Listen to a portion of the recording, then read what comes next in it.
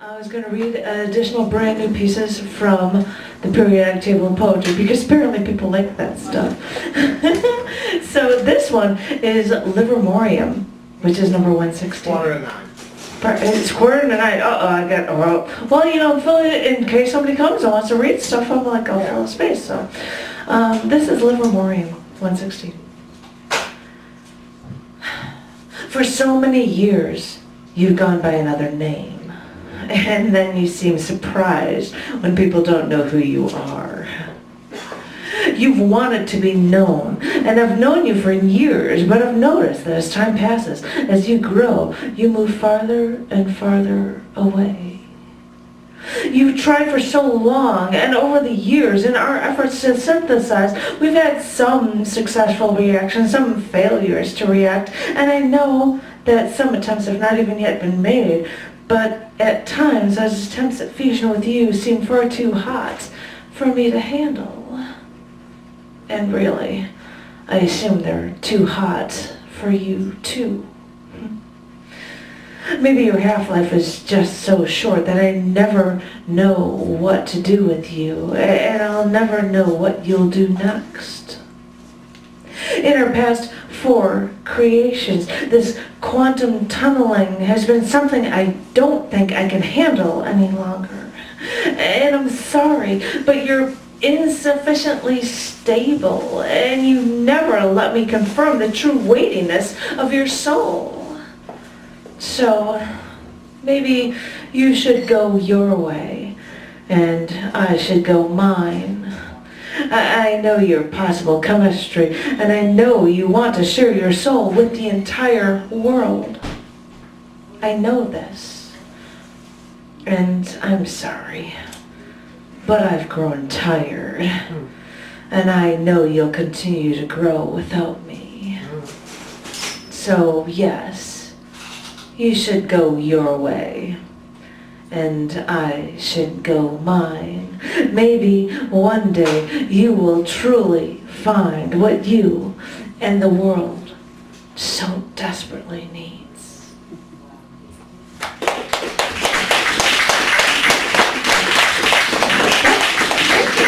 That's the fun with elements that are higher up that are all synthetic and you don't know anything about them. You can just extrapolate, do whatever with them. Though I didn't have that much of a chance to do that with number 4 in the periodic table because I had a little more time of throwing this one into this.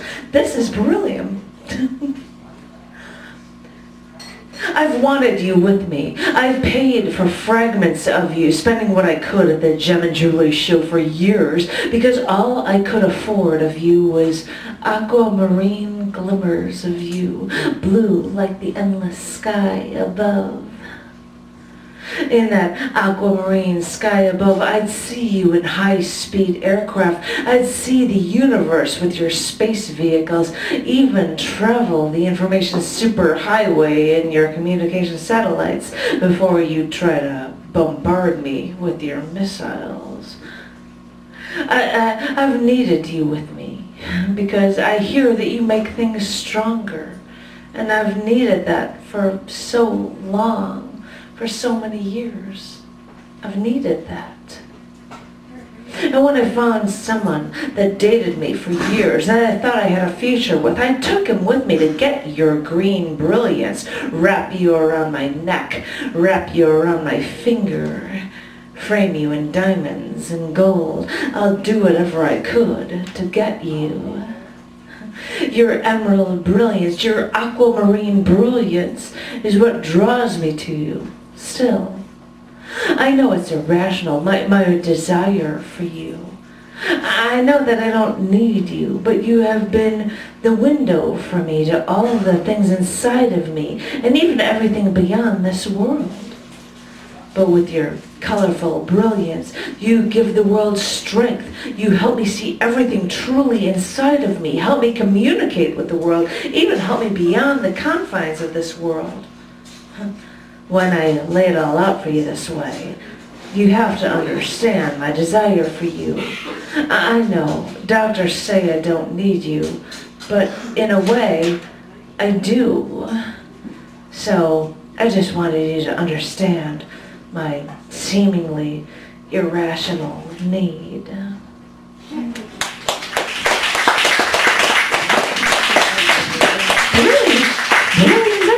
For all the stuff that's in aquamarine and emeralds, but they use it in space satellites. I'm like, is that right? Yeah. And they use it in x-rays and stuff. So I was like, I don't need you, but I might. So this, John over there liked. This is number 85, and this is why I'm sharing it with you. This is estatine. Everything shatters with you, you know.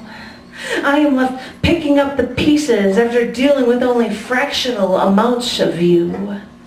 I've only been able to infer what you're like by knowing your brethren as everyone around me and all the gapers gawk and your decay grows. In your twisted way, you come from the decay of others. And what do you leave in your wake? More radioactive destruction as all around you slows down to stare until your instability corrodes you down to the basics in the world.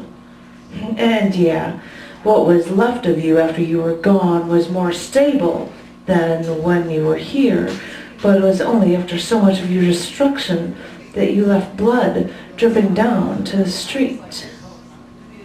So, all I can think is that this continual decay is your contribution. This radioactive short-term flash of decay is you. I've tried to learn, I've tried to study these microscopic parts of you to make sense of you. But whether or not you ever leave enough, well, from what you've shown me, I have to keep reminding myself that despite your destruction, despite the decay of you, I have to keep going. Because when it comes to you, when it comes to what you do, well, this happens all the time.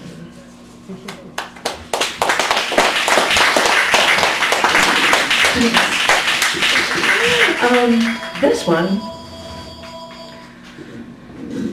I'll see what you guys think of it. This is francium. This is number 87 in the periodic table.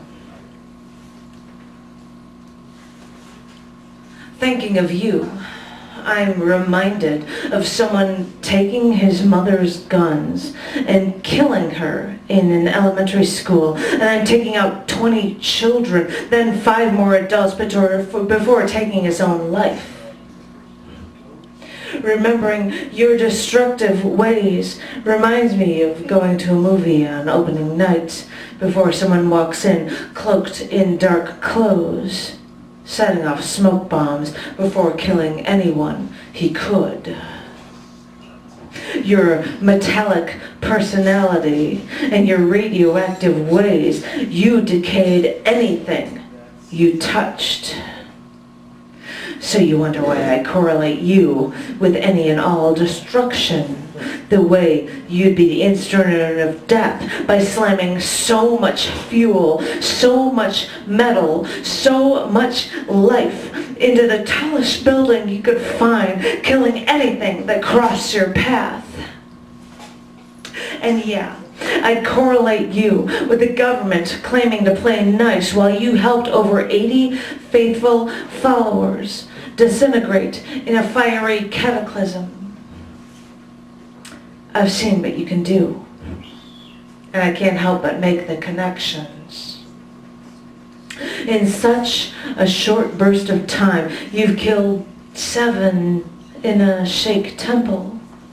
I've never seen you for long enough, but I think I can know what you might be like in bulk. But as I said, I've only seen you in these short bursts. But oh, what you've done in those short bursts.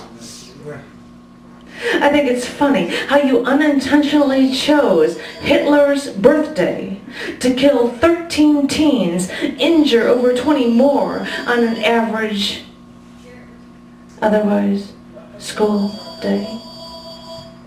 I know, you're rare, but when I see you, the world sees you, and we can't forget.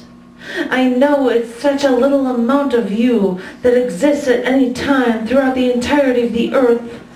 And I know others have tried to create you synthetically to try to learn from you, but those amounts have still been too small to make any difference. It's sad that this is the way you normally are. Your instability makes me think that you just can't be real. And I know that your rampages usually last no more than 20, maybe as long as 22 minutes. I'm just afraid that you are becoming more and more common in life. After all of these years, you have always been rare. But your repeated appearances in our lives scare me. I know that with you, everything falls apart so suddenly, so quickly, so violently.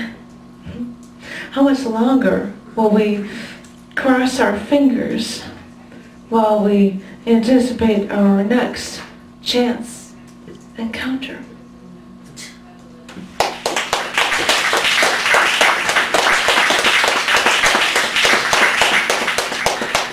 It was like, I don't know if this is going on. This one is somebody that I've heard somebody likes. Dysprosium. This is the all screwed up way of making a poetry. This is dysprosium. This is number 66 in the periodic table. I knew I could cut through you like a knife, but you were always difficult to get at. With you, I couldn't get my fingers wet while I wore surgical gloves in my searches for you. I couldn't feel what I was doing when I was looking for you, but I kept looking because you had the highest magnetic strength of anything I had ever dealt with in my life. You drew me to you. I couldn't help it. I know you're not free, and the thing is, you've always tried to bring along some of your mineral compatriots whenever we tried the chance to meet. And still, I have to search the world for you, go to the other side of the planet, because I swear I thought you were worth so much more than all the weight in China. I couldn't help it. You would put a whole new light on everything after you hit me with your laser-like intensity. As I said, you had this magnetic effect on me. You're rare, and I couldn't help it. I should have known that if you got close, and if I got the chance to breathe you in, you would probably be an explosive hazard to me. I should have known that what we had could be ignited by the sparks we would make. But as I said, I couldn't help it. Even if you cause this spark, even if you cause this explosive reaction, I still would have to come back. Because no matter what, the burning I feel for you doesn't last as long as you do. You burn readily, but you're hard to get. So, I'm waiting for that next chance to feel those reactions with you again. Thank you.